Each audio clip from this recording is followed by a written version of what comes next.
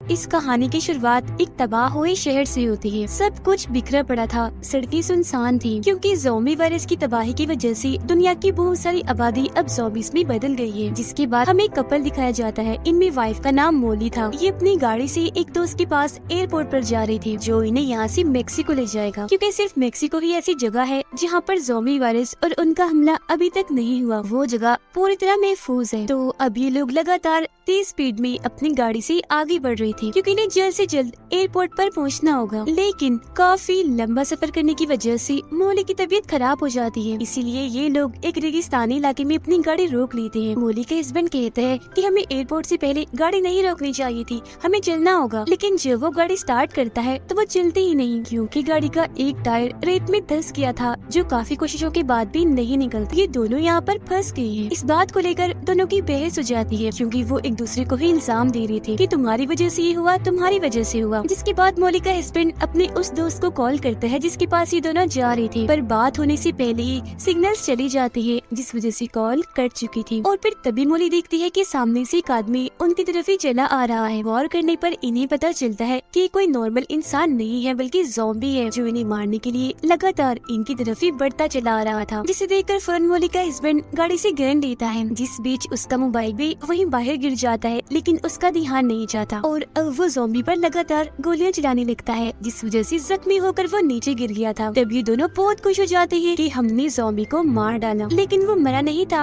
अभी भी जिंदा था। दोबारा से उठकर इनकी तरफ बढ़ने लगता है। जिसे देखकर मोली के हस्बैंड दोबारा एक गोली उस पर चलाता है जो उसकी कान पर लगती है, लेकिन वो फिर भी आगे बढ़ता ही जा रहा था और अब उसकी गन में गोलियां भी खत्म हो चुकी थी। इसीलिए इन्हें दोबारा से गाड़ी में वापस आकर बैठना पड़ता है। अब ये ज़ॉम्बी के यहाँ से जाने का इंतजार करने लगती है, पर वो जा ही नहीं रहा था। तब से इनकी गाड़ी के आसपास ही मंडला रहा था इन्हें मारने के लिए। देखते ही देखते यहाँ रात हो गई थी, पर वो अभी भी बाहर खड़ा होकर खिड़की से इन्हें देखे ही जा रहा था। दरअसल मोली के हस्बैंड से सबसे बड़ी गलती ये हुई थी कि उसने मोबाइल बाहर गिरा दिया था जिसे उठाया भी नहीं था और अब इन्हें किसी तरह मोबाइल हासिल करना था। ये गाड़ी की लाइट जलाती है और देखते है कि ज़ॉम्बी बाहर नहीं है। तब चुपके से मोली बाहर आती है और आखिरकार मोबाइल के पास भी पहुँच चुकी थी। लेकिन जब उसका हस्बैंड पीछे था तो तभी ज़ॉम्बी यहाँ आकर उस पर हमला कर देता है और उसने मोली के हस्बैंड को काट कर उसे मार दिया था। उसकी मौत से मोली को काफी दुख तो होता है, पर उसे अपनी जान बचानी थी, इसीलिए वो अपना जरूरी सामान लेकर यहाँ से भाग जाती है फौरन। अगली सुबह वो अपने उस दोस्त को कॉल करती है जो एयरपोर्ट पर इनका इंतजार कर रहा था। मोली उसे कहती है कि गाड़ी खराब है तो आने में मुझे वक्त लगेगा, तो तुम्हें मेरा इंतजार करना होगा। ये बात सुनकर उसे गुस्सा आ गया था, इसीलिए वो मोली का फोन काट देता है। इसीलिए उसे आगे का सफर पैदल ही तय करना था। इंटरनेट पर वो देखती है कि पैदल वहाँ तक जाने का रास्ता 36 मील की दूरी पर है, पर वो फैसला कर चुकी थी कि जो भी है मैं वहाँ पहुँच कर ही रहूंगी। तो पैदल ही आगे बढ़ने लगती है। थोड़ी दूर चलने के बाद वो देखती है कि कुछ प्लेन्स यहाँ से उड़कर जा रही हैं, जिन्हें देखकर मोली काफी मायूस हो गई थी क्योंकि वो जान चुकी थी कि अब एयरपोर्ट पर जाने का कोई फायदा नहीं है क्योंकि प्लेन्स तो यहाँ से जा ही चुके हैं। मगर वो फिर भी आगे बढ़ती ही रहती है। रात को एक जगह पर आग जलाकर बैठ जाती है। जिस बीच वो अपने बेटे को भी याद कर रही थी और इसी ख्याल के साथ उसकी आंख लग जाती है। जिस बीच तभी वो ज़ॉम्बी दोबारा यहाँ आकर मोली पर हमला कर देता है। इसीलिए वो अपना सामान उठाकर पहले ज़ॉम्बी पर हमला करती है और फिर वहाँ से भागकर एक चट्टान के ऊपर चढ़ जाती है जहाँ वो नहीं आ पाता।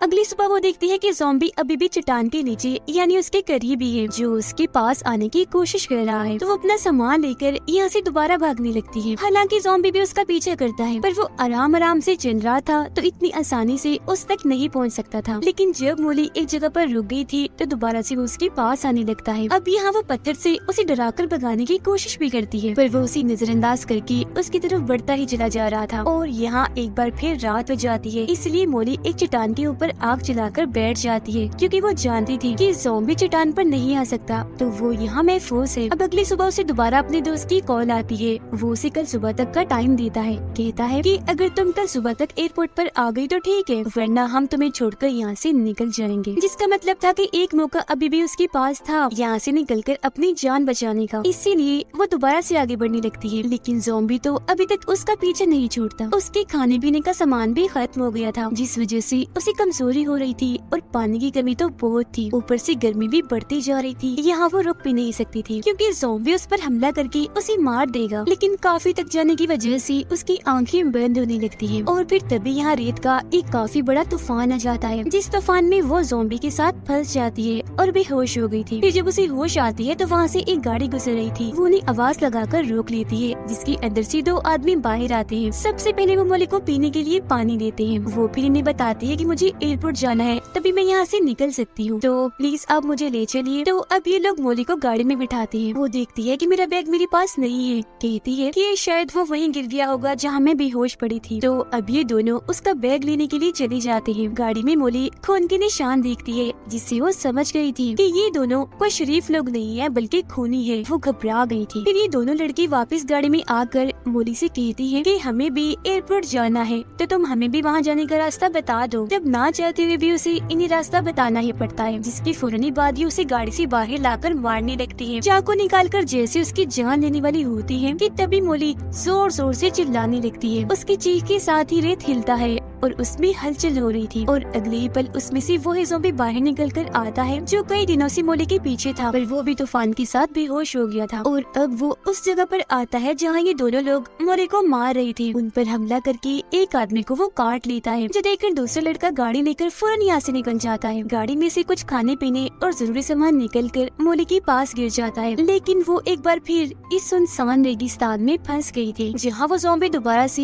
इसकी तरफ ही आ रहा था, जिसे देख वो सोच में पड़ जाती है कि क्या मुझे ज़ॉम्बी पर यकीन करना चाहिए या नहीं, क्योंकि आखिर ज़ॉम्बी ने ही उसकी जान बचाई थी। लेकिन ये भी सच है कि आखिर वो है तो एक ज़ॉम्बी ही। अब मोली के पास यहाँ एक कश्ती भी थी जो उस गाड़ी में से ही गिरी थी, जिसमें सामान रखकर वो उसे घसीट रही थी, पर थकी होने की वजह से रस्सी उससे खींची नहीं जाती, इसीलिए अब वो ज़ॉम्बी पर भरोसा कर ही लेती है। उसके गले में कश्ती की रस्सी डालकर उसमें सामान रखती है, जिसे खींचकर ज़ॉम्बी आगे बढ़ रहा था, तो वो भी उसके साथ साथ आगे बढ़ती रहती है। उसकी यहाँ एक किस्म की ज़ॉम्बी से दोस्ती हो गई थी। वो उसे अब अपनी कहानी सुनाने लगती है कि पहले मैं एक डांसर हुआ करती थी, मेरी बहुत ही छोटी उम्र में शादी हो गई, जिसके बाद मेरा बेटा पैदा हुआ, लेकिन क्योंकि मैं उस वक्त उसकी देखभाल नहीं कर सकती थी, इसलिए मैंने अपना बेटा अपनी बहन को दे दिया। मेरी बहन ने ही उसे पाल पोस कर बड़ा किया और आज भी वो वही है। मैं उसे बहुत याद करती हूँ। वो फैसला करती है कि मैं अब इस ज़ॉम्बी को ट्रेन करूंगी, सब इसे सिखाऊंगी। अगर इसने मेरा कहा माना तो इसे मैं अपने साथ ले जाऊंगी, और अगर नहीं तो इसे यही रेगिस्तान में छोड़ दूंगी। लेकिन वो ज़ॉम्बी तो उसका सारा कहना ही मान रहा था। तो अभी लोग आगे बढ़ते हैं और मेन रोड तक आ गए थे। मोली गाड़ी के आने का इंतजार करने लगती है ताकि यहाँ से निकल सके।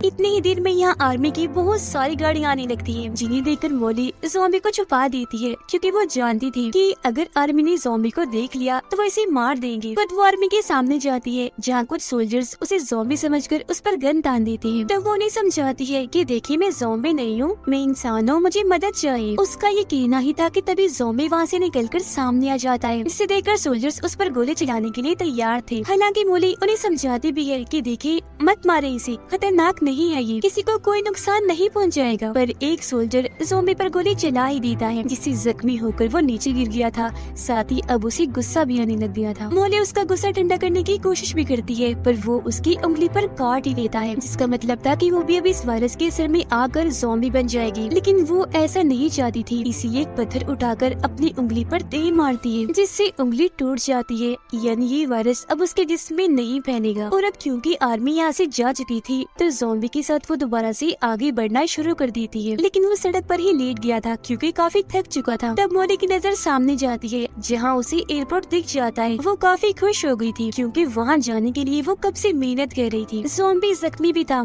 इसलिए सड़क से उठ ही नहीं पा रहा था। इसे देखकर मोली समझ जाती है कि वो दर्द में है, इसीलिए उसे दर्द से छुटकारा देना होगा। तो वो एक पत्थर उठाती है और ना चाहते हुए भी उसे ज़ॉम्बी पर दे मारती है, जिससे उसकी आखिरकार मौत ही हो जाती है। आगे बढ़ते हुए वो अपने दो दोस्तों के पास पहुंच गई थी, जो इसे मेक्सिको ले जाएंगे, जहां ये वायरस अभी तक नहीं आया। लेकिन यहाँ से निकलने से पहले वो अपनी बहन को कॉल करती है, जहाँ उसका बेटा भी था। फोन उसका बेटा ही उठाता है, जो बहुत ज्यादा डरा हुआ था। बताता है कि मुझे घर में कैद किया हुआ है, क्योंकि बाहर बहुत सारे ज़ॉम्बीज़ है जो अंदर आने की कोशिश कर रहे हैं मुझे मारने के लिए। जो सुनकर मोली अपने बेटे के लिए काफी परेशान होने लगी थी, क्योंकि उसे लग रहा था कि शायद मेरी बड़ी बहन भी इस ज़ॉम्बी वायरस की लपेट में आ चुकी है या वो भी मारी गई है। वो जानती थी कि मेरे बेटे को इस वक्त मेरी जरूरत है, इसीलिए वो मेक्सिको जाने का फैसला बदलकर अपनी बहन के घर जाने का फैसला करती है और उसके दोनों दोस्त यहाँ से निकल जाते हैं। वो गाड़ी में बैठकर ज़ॉम्बीज़ को मारते हुए आखिर उस जगह पर पहुँची जाती है जहाँ उसकी बहन का घर था। यहाँ सब कुछ तबाह बर्बाद हुआ पड़ा था। वो अब जैसे अपने बहन के घर में आती है तो उसे ये जानकर काफी दुख होता है कि मेरी बहन और उसका हस्बैंड मारे गए हैं, क्योंकि वहाँ शीशे पर खून से कुछ लिखा हुआ था। वो फौरन अपने बेटे के कमरे में जाती है जो अपने टेंट में ही छुपा हुआ था मगर काफी डरा हुआ लग रहा था। अपने बेटे को सही सलामत देकर वो काफी खुश हो जाती है और फौरन उसे लेकर नीचे आती है जहाँ दरवाजे पर बहुत सारे ज़ॉम्बीज़ थे जो अंदर आने की कोशिश में लगे हुए थे। वो अपने बेटे को कहती है कि तुम बस मेरे पीछे रहना और हाथ में बेलचा उठा लेती है। दरवाजा जैसे ही खुलता है वो ज़ॉम्बीज़ पर हमला करके सबको ही मार डालती है और इस तरह से खुद की और अपने बेटे की जान बचा लेती है, सिर्फ अपनी बहादुरी की वजह से, क्योंकि पिछले काफी वक्त से वो इतनी बड़ी बड़ी मुश्किलात का सामना कर रही थी, इसीलिए जान चुकी थी कि इनसे कैसे निपटना है। और इसी के साथ